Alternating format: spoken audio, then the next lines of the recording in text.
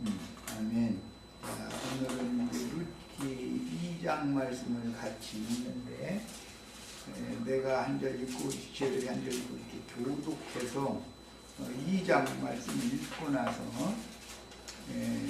룻기 강해를 이제 들어갈 때 우선적으로 기초 지식이 좀 있어야 되기 때문에 한 서너 가지 정도 이렇게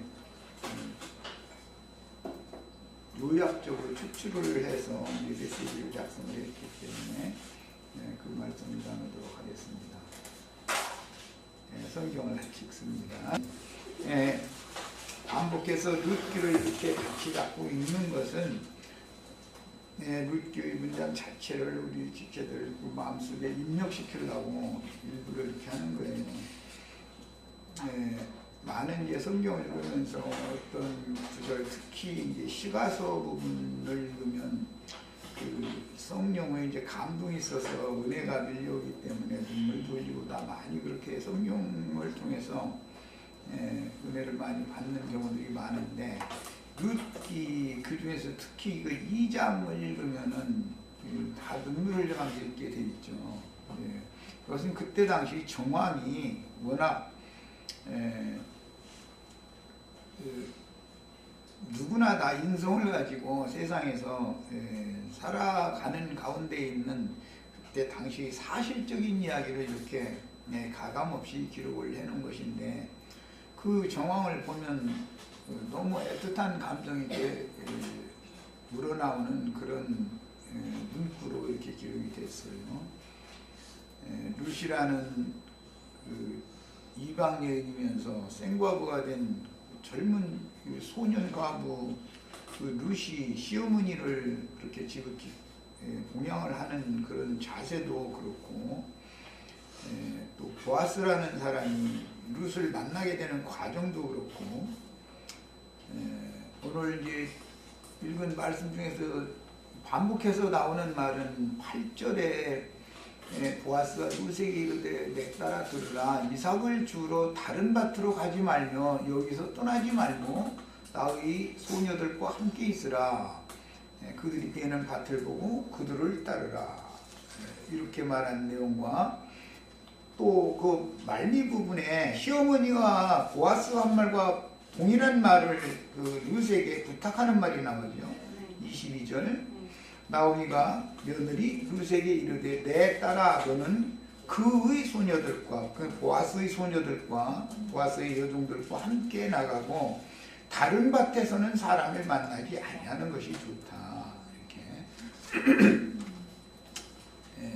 룻기 2장은 이제 중심 뼈대가 이 두 절로 되어 있는데, 그때 당시 이제 이게 사사시대에 여호수아가 죽은 후로 한 100여 년이 지난 다음 이제 사사시대 초기에 있었던 역사적인 사실인데, 극한 흉년을 만나가지고 생과부가 된 룻을 데리고 그 시어머니 늙은 과부가 자기 고향으로 돌아왔을 때 그 상황을 이렇게 잘 마음에 되짚어서 생각을 해보면, 누군가의 도움이 없으면 이 두 과부는 살 수가 없죠, 모든 정황이. 그런데 이제 하나님께서 사람으로는 극한 상황 마지막까지 갔지만 하나님께서는 죽은 자 가운데서도 살려내는 부활의 생명이신 하나님이시기 때문에, 살아계신 하나님께서 룻과 나오미에게 새 생명을 이렇게 주어서 생명을 회복시키는 그런 내용이 룻기 전체의 그 내용인데, 그 중에 오늘 우리가 읽은 2장은 그 사람의 그 정경을 볼 때 사람의 마음이 다 똑같죠. 누가 읽어도 인생사에서 일어날 수 있는 이런 일들이라고 하는 것은 너무 추분하잖아요, 눈으로 볼 때도. 그러나 하나님께서는 그런 상황에 처해 있는 절망적인 상황에서 구원으로 이끌어내는 그런 기록을 해나가고 있습니다. 룻기는 성경 전권의 요약이라고 할 수도 있죠. 그러니까 구원사에 대한 요약입니다. 이제 룻기가 끝나면 이제 아가서를 할까 하는데 아가서도 또 이렇게 자세히 읽어보면은 성경 전권을 이렇게 압축해놓은 그런 이제 시가로 구성이 되어 있어서 굉장히 어려운 내용들입니다. 그러니까 룻기나 아가서 이런 것을 읽어보면 내용을 뭐 무슨 문자적으로 무슨 학문적으로 이렇게 해서 이걸 알 수 있는 그런 내용이 아니죠. 자, 우리는 그렇지만 최선을 다해서 룻기 말씀을 이제 나누는 중이고 최선을 다해서 우리 지체들도 함께 이 하나님의 그 마음과 하나님의 영에 동참되어지고 하나님에 의해서 우리 지체들의 영과 마음이나 만짐받아지고 소유가 되어지는 그런 축복을 더 받길 바랍니다.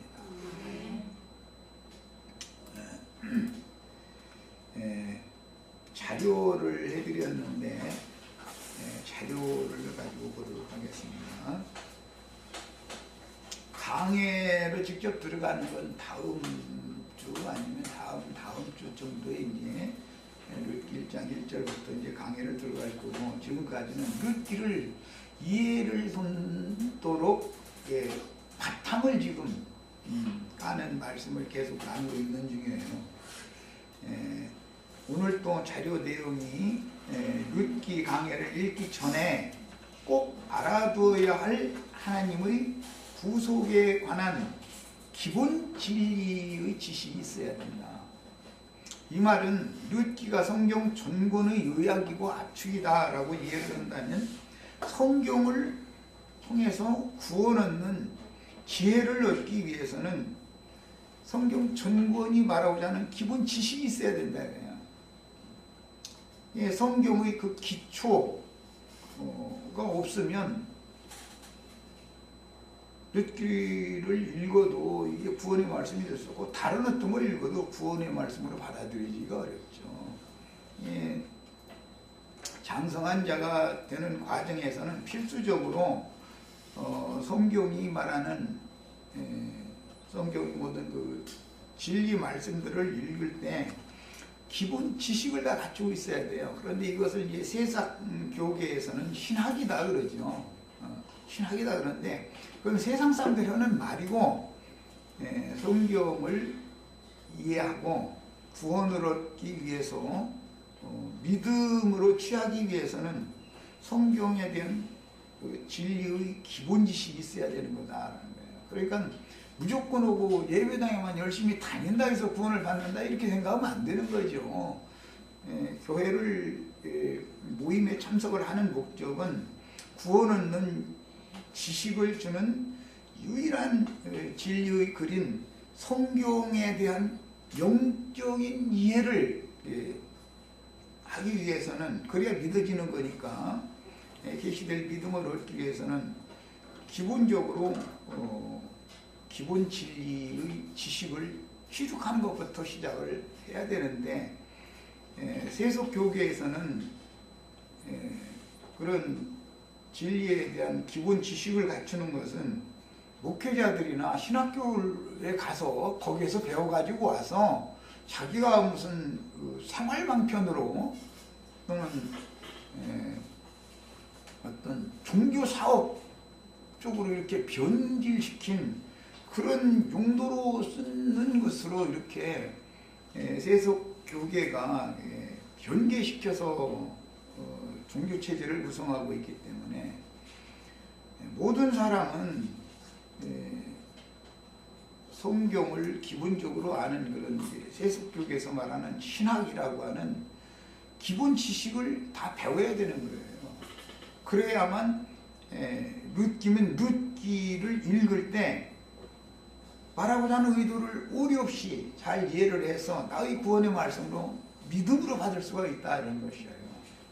그러니까 이제 그런 관점을 가지고 자료 말씀을 읽겠습니다. 지난 시간 강조했었던 것이 성경은 영생이신 하나님 예수 그리스도와 그의 왕국을 다루는 내용이지 세상의 윤리도덕이 중심 주제가 아니다. 그런데 지금 세속 교계에서 목회하는 분들은 성경이 전부 그냥 세상 사람들이 생각하는 도덕 교과서 정도로 이렇게 사람의 교훈으로 오해해서 가르치고 있다. 그들 자신이 구원의 말씀인 유일한 진리의 글인 성경에 대한 기본 지식이 없다는 말인 거예요. 가르치는 사람 자신이 기본 지식이 없는 거예요. 성경이 무슨 윤리도덕, 세상 교훈, 인간 교훈에 중점이 맞춰져 있다면 그 하나님의 말씀이 아니죠. 사람들이 하는 말이지 그냥 뭐야. 이게 너무 성경에 대한 이해가 너무 다른 거예요. 하나님의 세계 안으로 들어간다라는 건 말씀 세계 안으로 들어간다 이제 그 말인데, 말씀 세계 안으로 깊이 들어가기 위해서는 반드시 기본 털을 닦는 기본 지식이 있어야 돼요. 아는 것이 곧 생명이든지 죽음이든지, 이게 영의 세계는 아는 것이니까 선악을 아는 지식을 얻으면 반드시 죽는 것이고, 유일하신 참 하나님과 그의 보내신 자 예수 그리스도를 알면 영생하는 것이고 영생 얻는 것이고, 그냥 아는 문제다 이거예요. 그래서 지식에까지 새롭게 해야만 새롭게 되는 사람을 새 사람이라고 그런다. 신약 성경에 해석이 이렇게 돼 있는 거예요. 그래서 지식이 새로워져야 된다 이거예요. 룻기의 중심 주제는 죄인된 12지파를 대표하는 건 이제 최종적으로는 유대인들이었으니까 유대인들과 이방인들의 구속과, 이건 혈통적으로 그렇다는 거예요. 이방인, 유대인 할 때 이건 혈통적인 걸 가리는 거예요. 구속과 생명의 회복을 통해서 하나님의 왕국을 상속받는 내용이다. 성경의 주제는 이렇게 돼 있다. 무슨 윤리도덕이 주제가 아니다. 성경이라는 건 죄인된 유대인 이방인들의 구속과 생명의 회복을 통해서 하나님의 왕국을 상속받는 것이 성경의 중심 주제다. 그러다 보니까 안식년, 즉 면제년과 희년에 관한 율법이 사사시대에 이스라엘의 역사적인 사실로 실현된 것을 기록하였습니다. 그러니까 룻기는 역사적으로 이런 사건이 있었던 거예요. 사사시대의 초기에 여호수아가 죽은 다음에 한 100여 년이 지난 세월이 지났을 때 이런 역사적인 사실이 있었던 거예요. 그걸 그대로 기록을 해놓은 거예요 지금. 그런데 이것이 다만 역사 이야기가 아니고 후대 모든 사람들이 읽는 사람들 모두의 구원의 말씀이다 이거예요. 진리의 하나님의 말씀이니까. 첫 번째 항목은 그래서 룻기를 이해하기 위해서는 기본적으로는 안식일, 안식년, 면제년, 희년이라고 하는 이 항목을 알아야 된다. 성경이 안식일, 안식년이 이제 면제년이고, 안식년, 면제년이 7번 지나가면 희년이 오는데, 이것을 기본적으로 알고 있어야 된다. 그래서 우리는 레위기 25장 희년 율법을 마친 다음에 바로 지금 룻기로 그래서 연결한 거예요. 이해가 훨씬 쉽다 싶어서, 이렇게 해줘야 이해가 쉽다 싶어서.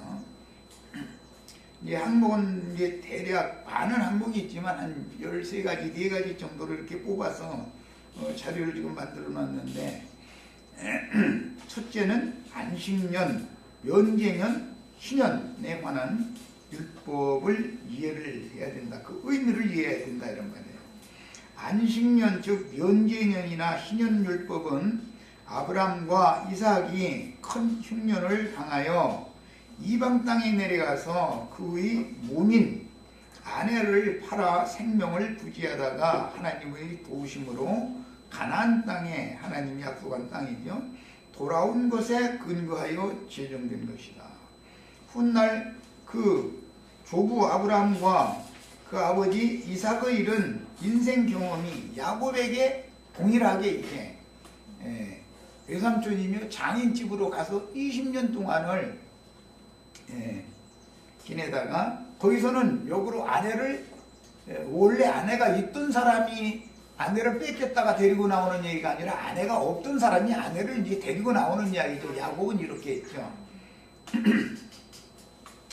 안식년과 면제년과 희년에 관한 규정들은 하늘이 보이시는 이상과 계시를 밝히 보고 바로의 꿈을 해석하여 애굽의 총리가 되어 가나안 땅과 애굽의 큰 흉년을 슬기롭게 대처한 요셉이 애굽의 토지법이라는 것을 정했죠.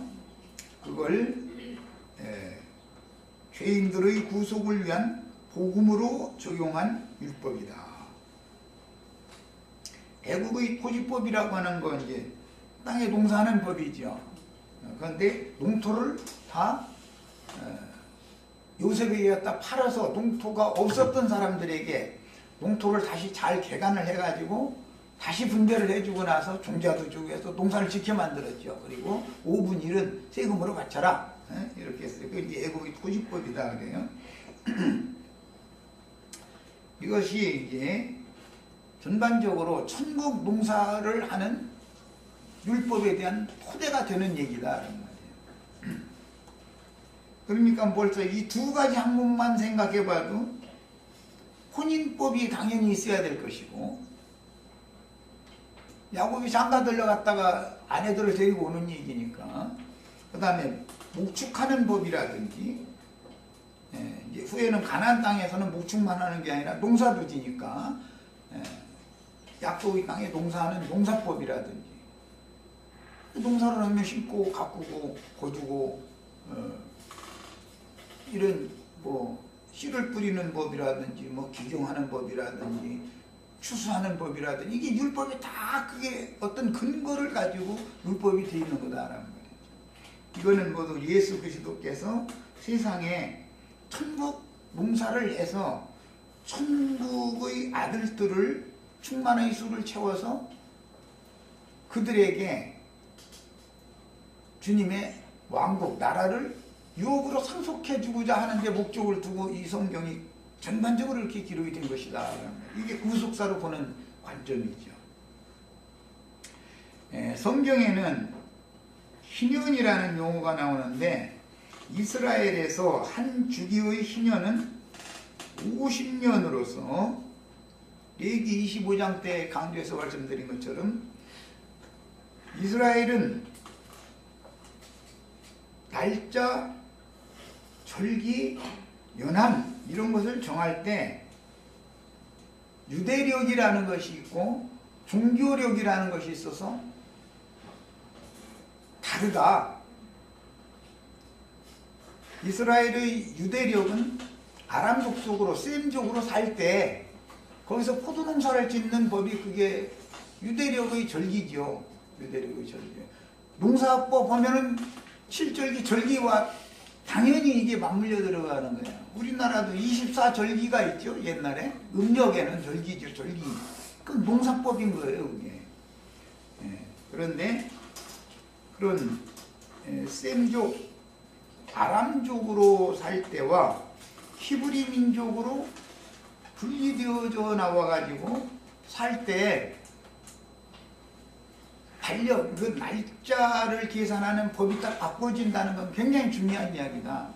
애굽에서 종살이를 하다가 그때는 애굽의 태양력을 사용하지요. 애굽에는 오늘날 우리가 사용하는 게 애굽에서부터 나온 거예요.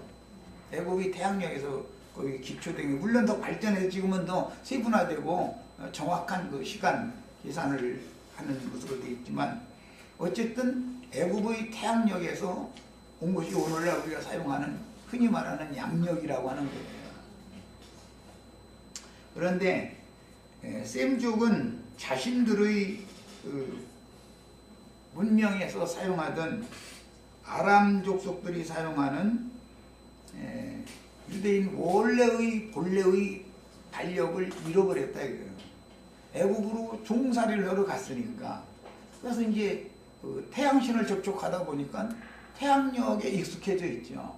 그런데 하나님이 때가 찼을 때 아브라함에게 약속하신 그 때가 찼을 때 자기 백성들을 모세와 아론을 보내서 불러내는 거예요. 애굽에서. 불러내는 그 해가 첫 해로 원년으로 달력을 다시 정한다 이거예요.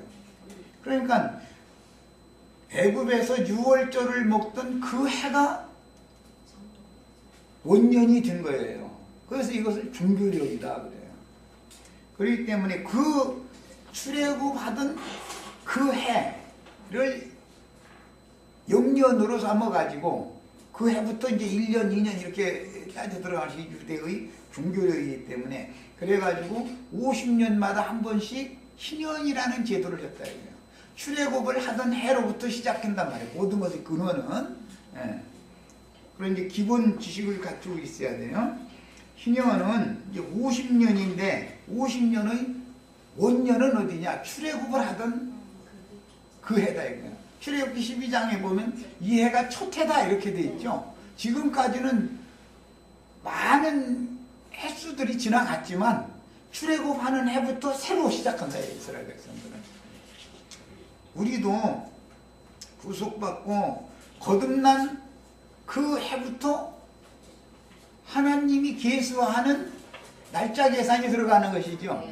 그럼 누구는 세상에서 100년을 살다 죽었을지라도 하나님이 계수 인정해주는 날은 하루도 살지 못하고 세상신 마귀에게 종로로 타다 그냥 일생 마칠 수도 있고, 누구는 하나님 앞에 사는 날짜를 살다가 생애를 마칠 수도 있고, 이제 그것이 자기의 연수 계산하는 법을 모세가 시편 90편에 보면 연수 계산하는 법을 가르쳐 주세요 그러죠. 그럼 뭐 지금 뭐 소위 2016년 이런 거 가르쳐 주세요 그 말이 아니다 이거.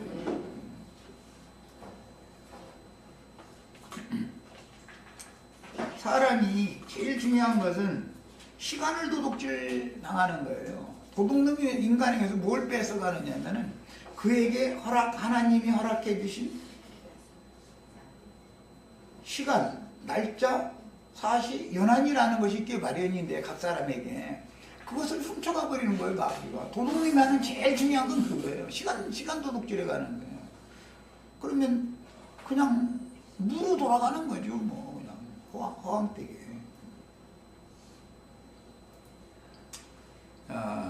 우리는 그래서 보증받은 시간을 찾는 것이 회복이다. 그것이 신년이다. 강조해서 말씀을 드렸었어요. 자, 그 다음에 희년은 50년으로서 한 세대를 의미한다. 이제 신학적인 개념이에요. 실제는 모세가 말할 때 인생의 날수가 육신적으로 볼 때 길면 70이고 강건하면 80이다. 본인이 그렇게 이제 노래를 했지만 실제는 본인은 120수를 살다 죽었죠.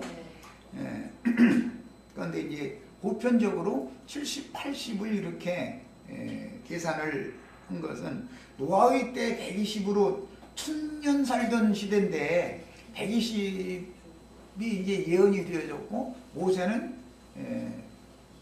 70, 80으로 예언을 했고 자기는 120수를 살았어요. 그러다가 이제 실제로 70, 80수로 이제 줄어들었죠. 지금은 다시 이제 수가 늘어나는 추세에 있죠. 지금은. 그 모세가 예언한 대로 자면 뭐 나도 다 살았는데 뭐. 그런데 그건 이제 아직은 그 모르는 일이죠. 이제 지금은 몇 년을 뭐 더 우리 지자들과 함께 이 생에 지내게 하실지는 모르죠.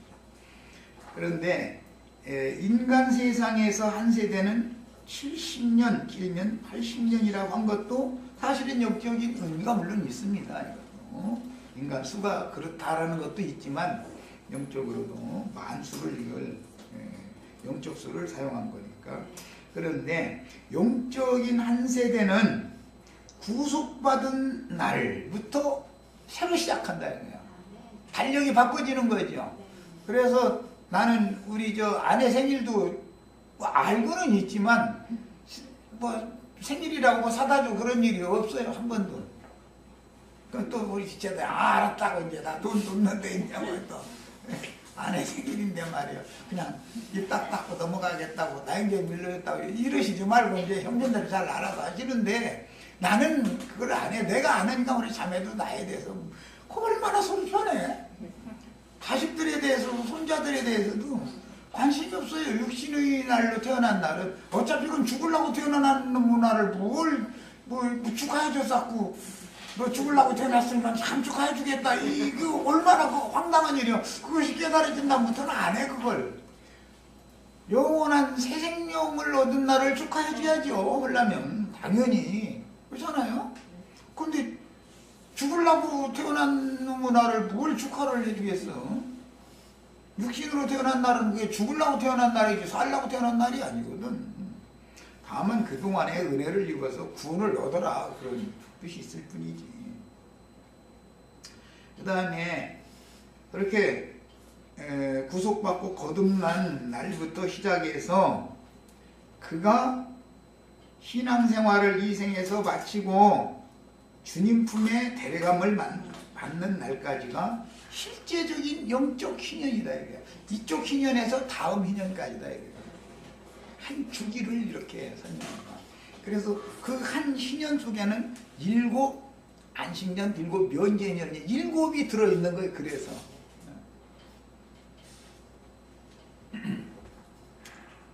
모든 사람들은 이 생에서 이제 신앙생활을 할 때 육신을 입고 죄악된 어둠의 세상에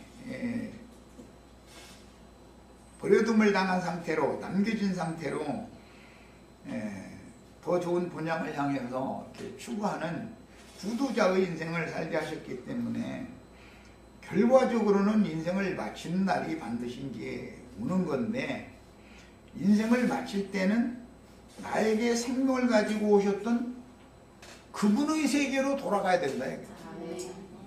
흙에서 왔으면 흙으로 갈 것이고 위로부터 그 생명이 왔으면 위로 데려감을 받아야 된다. 나를 보내신 이께로 돌아가는 해가 최종적인 신년이고 이 신년을 출발해서 신년을 향해서 가는 것이 신앙생활이다. 그것을 한 주기로 본 거예요. 이것은 실제적으로는 주님이 사람을 찾아오시는 것이고 내가 주님께로 돌아가는 건데 흔히 이제 교계에서는 주님께서 아직 오셨다고 믿지 않아지기 때문에 그 사람들은 어느 날 주님이 자기를 데리러 오실 거라고 생각을 해요. 그런데 황당한 것은 육신이 죽지 않고 주님께로 자기가 데려갈 것이다 생각을 하는 거예요. 주님의 세계는 영원한 세계이기 때문에 영의 세계이기 때문에 말씀 세계인 것이기 때문에 물질 세계가 아니니까 당연히 물질적인 이 육신을 벗어야 되는데 얼마나 사도시대에도 그런 데에 대한 이해가 불분명했던지 그 고린도전서 15장 그 부활장이라고 흔히 기독교계가 말하는 거기서 바울사도가 말할 때 이 어리석은 자여 어디가 죽지 아니하면 다시 사는 것도 없는 거다. 명확하게 해놨거든요. 근데 저는 안 죽는다는 거예요. 나 이거 사람 죽어가지고 그 사람들 만나면 다른 사람 다 죽어도 저는 안 죽는다고 생각하는 거예요. 그게 얼마나 놀라운 일인지 몰라요. 그게 아주 세례당에 있어가지고 그래가지고 이 육신이 죽지도 않고 그냥 좋은데 하나님이 저기 어디 그냥 좋은데 있는데 거기로 자기 데려간다는 거예요. 얼마나 성경을 혼잡하게 지금 가르침 받고 있다는 거예요. 이게 왜 그래요? 성경에 대한 기본 지식이 너무 없어서 그런다요. 세상이라는 것은 나를 세상에 육신의 부모를 통해서 육신의 몸을 입혀서 그 속에 영혼을 지어줘가지고 내보낸 것은 세상에 나를 농사를 하기 위하여 나를 보내신 것이지 여기서 영원히 살라고 보낸 것이 아니죠. 아니 다 곡식이 다 자라서 추수 때가 되면 낫으로 베버리는 것을 너무 당연한 것이지. 요즘에는 뭐 트랙터로 이렇게 그냥 베니까 뭐 어떻게 베든 어쨌든 간에 하여튼 땅과 분리시켜야 되잖아. 그런데 땅에 늘어붙어가지고 여기서 떠나기 싫다 그러면서 주님께서 나 데리러 오신다 그러면 주님이 나 데리러 오신다는 말은 땅과 나를 분리시킨다라는 말인데, 아니, 그 간단한 이치인데도 안 믿어져. 왜 그래요? 거짓의 아비에게 계속 속았다 이거예요. 지금까지 그 사람이 예수를 잘 믿은 것 같아도 그 수많은 날들을 도적질 당하고 있었다는 증거다 이거예요. 여태까지. 진리가 안 믿어진 거 아니야. 그 다음에 그 사람은 희년 이런 걸 가르치면은 웃어버릴 거야 아마. 희년 그거 알아서 뭐 하느냐고. 알아야 돼. 아는 게시며 아는 게 뭐 능력 어쩌고 하지만 아는 것을 말하는 거예요. 아는 것을 능력이라고 그래. 이스라엘의 면제년 혹은 안식년은 희년부터 계산하여 매 7년마다 한 번씩 돌아오게 되는데, 희년 속에 7 면제년이 들어있죠. 안식년 7번 들어있어요. 이스라엘 백성들 중에 가난한 자가 남에게 빚을 지고 면제년에 이르도록 갚지 못하는 경우 그를 불쌍히 여겨서 아무 조건 없이 모든 빚을 탕감해 주는 해가 면제년이다. 빚을 잔뜩 지고 있으면 그 마음에 힘이 있어요, 없어요? 어디서 전화 오면 가슴이 덜렁덜렁하죠?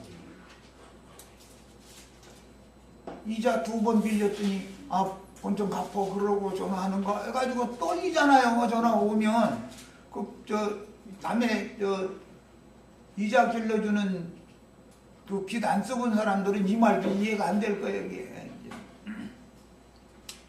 빚을 빌려다 썼는데 이자를 따박따박 내다가 너무 힘들어서 이자를 한 달 못 내고 다음 달까지 못 냈어. 그런데 전화가 어디서 오면 전화 잡기가 이게 막 손이 흔들려. 그러고 안 받아버려. 근데 딴 데서 전화해서 중요한 전화했었는데 그걸 안 받아버려. 빚 준 사람이 전화를 안 받으면 쫓아와요? 또 전화를 해요? 전화 서너 번 하다가 계속 안 받으면 쫓아오죠?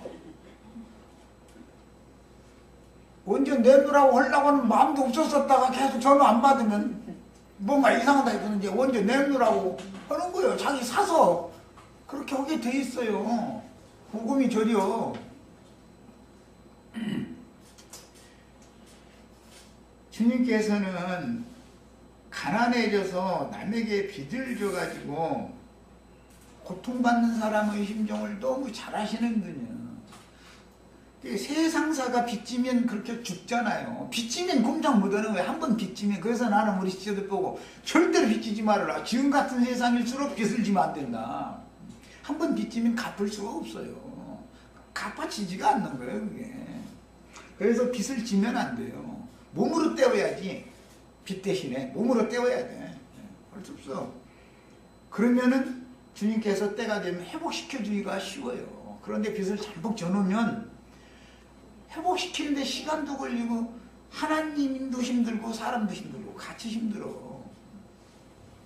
이건 인생사에서도 똑같은 일이고, 이것은 인간이 마귀에게 속아서 세상과 죄에게 종로로 다른 이것을 상징한다 이거예요. 죄의 빚을 상징하는 거다. 세상에서 가난해져서 빚을 졌다. 이것은 영적 진리 지식이 없는 것이 가난한 거예요. 영적으로는 진리 지식이 없어가지고서 마귀에게 모든 것을 나에게 하나님이 주신 사람으로서의 그 인간의 존엄성 자체를 다 도둑질 당해버린다 이거예요.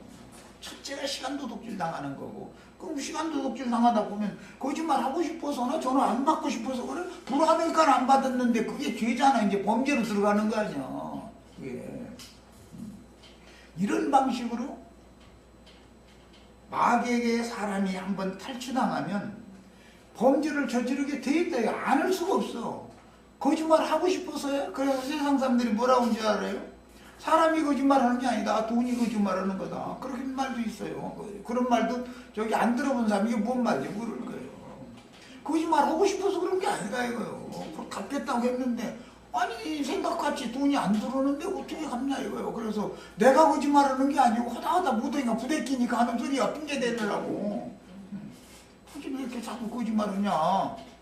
아무데한테 주겠다고 해서 두 번, 세 번 밀었으면 네 번째는 줘야 될 거 아니야 하고 따지면 할 말 없으니까 내가 거짓말하는 게 아니라 돈이 거짓말하는 거라고 핑계대는 거야.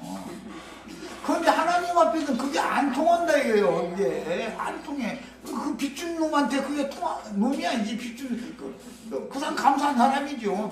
나 같은 사람한테 빚을 줬으니 얼마나 감사한 사람이요.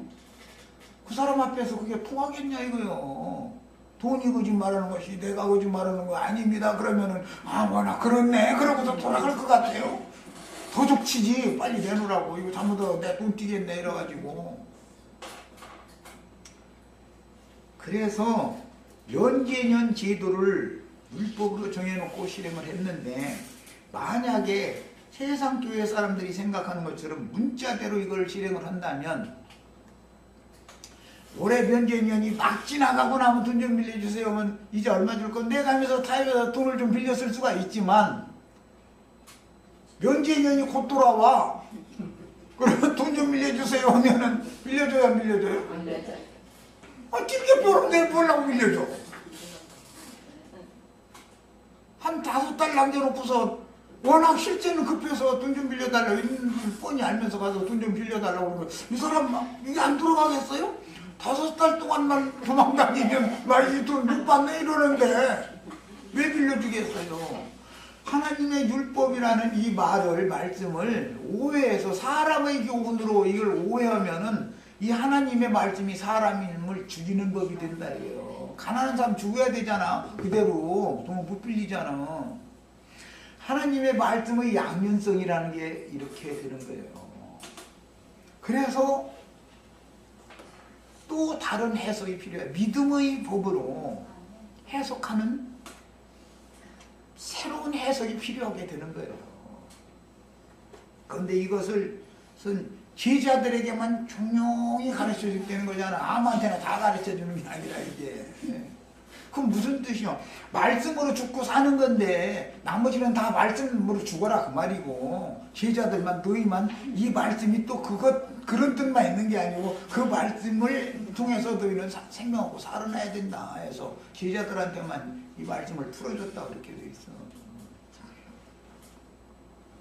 그 다음에 안식년에는 땅을 경작하지 않고 쉬게 하는데 안식년에 그 땅에서 자연이 난 곡물이나 과실은 나그네나 과부 등 가난한 자가 임의로 추수할 수가 있었으며 배고픈 들짐승들이 임의로 먹을 수가 있었습니다.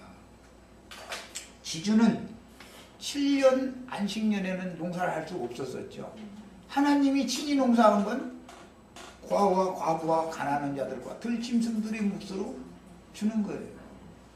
지주가 농사하면 또 지집으로 다 가져가 버리니까 저 집에 이미 다 쌓여 있는데도 계속 그렇게 하면 가난한 사람 다 죽어야 되잖아 이제. 그래서 7년마다 한 번씩 주기적으로 이렇게 했다. 이건 무슨 가난이라는 건 뭐라고요?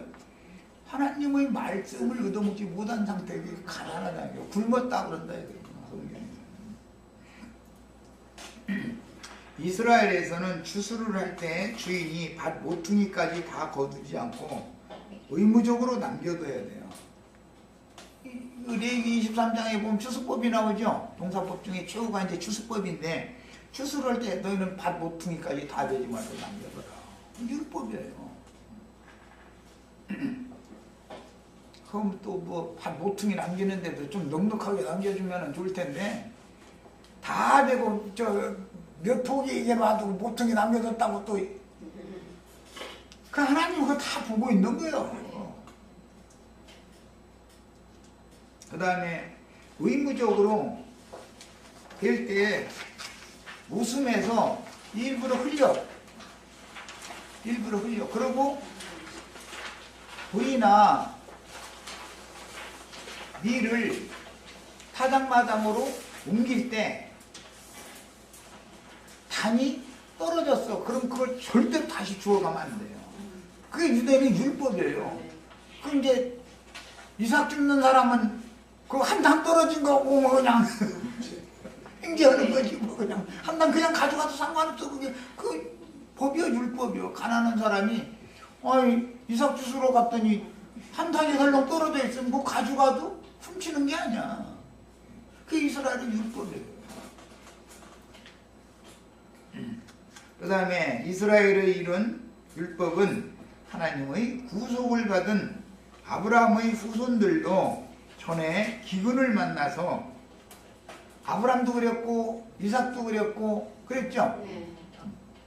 애굽에 데려가서 나그네가 되고 종이 되어 고통받은 것을 잊지 말고 가난한 자와 힘없고 의지할 데 없는 자들을 불쌍히 여기는 하나님의 마음을 늘 염두에 두고 살라라는 뜻으로 제정하신 율법이다. 이것은 결국은 이제 가난해서 굶어 죽게 생긴 기근을 만난 과부집에 하나님이 선지자를 보내는 거예요. 역사상에 보면 엘리사나 엘리야는 그렇게 왔죠. 예수님은 그런 자들만을 찾아온 거예요. 과부집으로만 온 거예요. 말하자면 가난한 자들의 집. 부한 자들이라는 건 예루살렘의 기득권자들을 상징한 거였고, 가난한 자들이라는 것은 예루살렘 성전에 들어가서 하나님 앞에 제사할 수 없는 사람들을 말한 거예요. 영적으로. 그럼 그들이 왜 그랬느냐? 율법에 따라서 무슨 문둥병이나 뭐 유출병이나 뭐 그다음에 뭐 시체를 만졌거나 뭐 무덤을 만졌거나 뭐 이런 사람들은 성전에 들어가면 안 되는 거예요. 구청에서. 특히 유출병 환자나 문둥병 환자는 절대 성전에 들어가면 안 되는 거예요. 별도로 문둥이촌에 별도로 살았어야 됐어요. 그런데 그게 비밀이다 이거예요. 그 영혼들을 정결하게 하나님이 보존하고 감춰서 지켜두는 방법이다. 그렇지 않으면 예루살렘 성전에 들어가면 유대교 지도자들에게 더러운 시를, 짐승시를 막 이놈이 엉뚱한 소리 하는 소리, 저놈이 엉뚱한 소리 하는, 거기는 무조건 하면 해야 되니까, 거기 가면 예루살렘 성전에 가면 아무시나 받아들이면은 다가 더러워진다 이거예요. 그렇게 못하게 하려고 훗날 예수님이 깨끗한 처녀에게 장가들러 오시려고 보존시켜 놓는 방법이 있었다는 거예요. 그런데 이런 것에 대해서는 세상 교회에서는 신학이 다르기 때문에, 성경을 이해하는 기초가 다르기 때문에 문자대로 율법을 그대로 행해서 유대교 지도자들이 주님의 면전에 올 수 없는 자라고 이렇게 배척하는 사람들은 같이 배척하고, 환영해주는 사람들은 같이 환영하고, 이렇게 되는 것이 세상 교계의 종교체제다. 가끔 그 얘기하지만, 목사라는 사람이, 전도에서 어떤 사람이 한 가정이 예를 들어서 교회 모임에 나왔다 그러면 그 사람이 아파트 몇 평에서 사는 것을 먼저 물어보고, 꼭 자동차는 뭐 외국제냐 국산이냐, 그 다음에 뭐 흠거 타냐 새 차 사냐 뭐 이런 거 알아보고, 직장은 뭐냐, 뭐가 어떤 직업을 갖고 있냐 뭐 이런 걸 꼭 물어봐. 아니 뭐를 해서 먹고 살더니 그 직장 전문가를 왜 물어봐? 저하고 뭔 상관이? 전 복음이나 좀 하면 되지. 아니 몇 평 아파트에서 살면 뭔 상관, 저하고 뭔 상관이야 그게? 복음이나 전하면 되지. 그것은 뭐예요? 생각이 딴 데가 있다는 거예요. 그런 사람들은 환영해주고, 자기가 환영하고 싶은 사람들 환영해주고,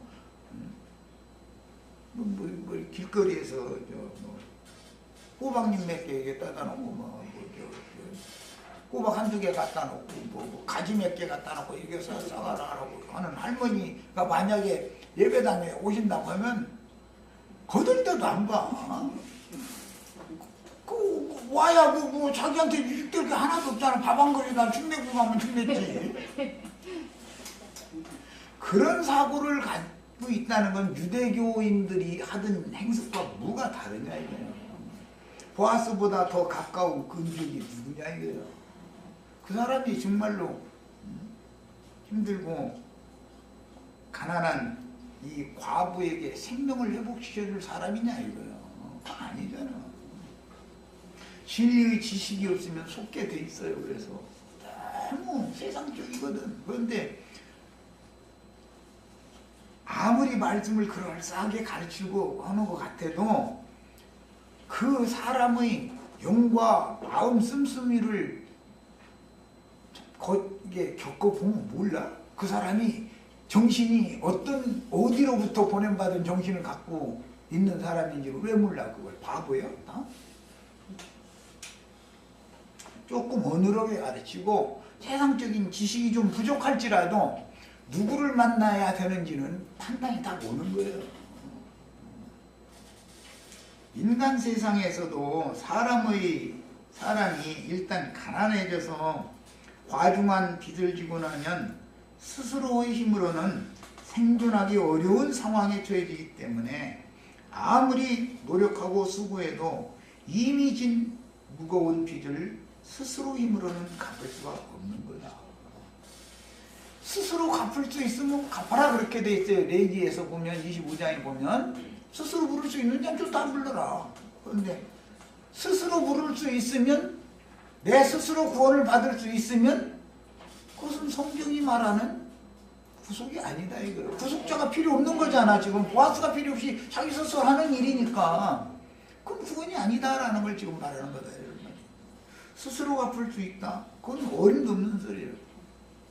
유대인들이야 히브리인들이야 이미 값이 정해져 있어요. 이 사람 뭐 몇 살이면 값이 얼마다 나이에 따라서 또 건강하냐 않으냐 뭐 이제 이런 것도 보고 그냥 군대를 가고 못 가고 해야 되니까 그 다음에 뭐 여자냐 남자냐 이런 것도 보고 짐승도 값이 정해져 있고 땅값도 정해져 있고 집값도 정해져 있고 그 값이 정해져 있기 때문에 희년의 연수가 얼마나 남았느냐만 계산을 해서 사고팔고 하면 되지만 이방인의 세계에서는 흉년이 연거푸 되면은 가난한 사람들의 땅값이 내려가요 올라가요?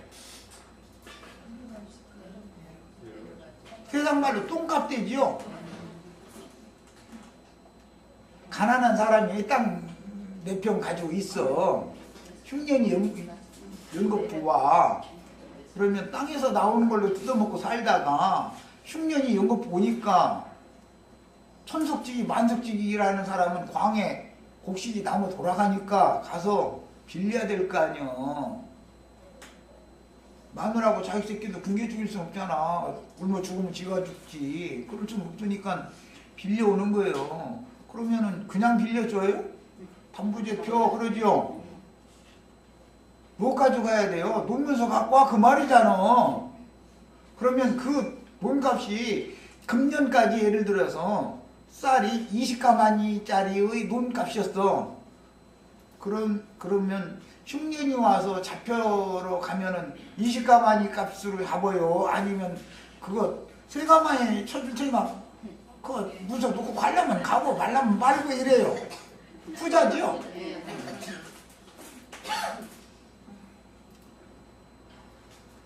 곡식은 그 집밖에 없는데 쌀 3가마니 가지고 가든지 그거 무서놓고 쌀 3가마니 가지고 가든지 아니면 그냥 물도 도로 가지고 가든지 그러면 처음에야 덜덜덜덜 떨면서 이를 악물고 물이라도 떠먹고 살지 이래가면서 오지만 자식들 3일 굶기고 나면 눈이 뒤집히기 때문에 두 번째 또 가게 돼 있어. 그러면 2가마니 반? 그게 3가마니 준다고 했잖아요. 아니 그럼 그때 시세고 지금 또 내렸어. 이거 보면 어떻게 해요? 또 갖고 와?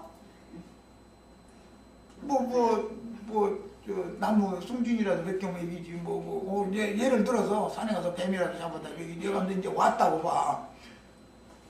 도저히 못 견디겠어. 또 가. 그러면 이제 2가마니? 그러면 다 먹었다가는 더 내려가기 전에 이제 줘야죠. 그렇게 해서 착취를 당하게 돼 있는 거다 이거예요. 그렇게 헐값으로 댕겨주고 나서 풍년이 왔어. 내 땅 내놓으시오. 이제 가면 그 땅값이 많이 올랐대 요새. 20가마니? 이러면 갚을 힘이 있어요 없어요? 못 갚게 돼 있는 거예요. 절대 못 갚아요. 빚을 지면 못 갚게 돼 있는 거예요.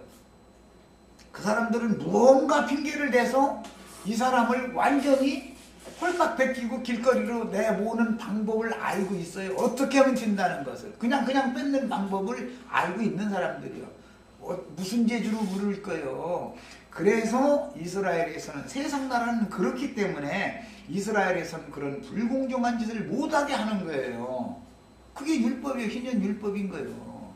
그래도 스스로의 힘으로는 물을 수가 없기 때문에, 나오미와 룻까지 돼 있기 때문에 누군가가 대신 값을 치러줘야 된다고요. 자, 여기까지 해서 시간 맞습니다.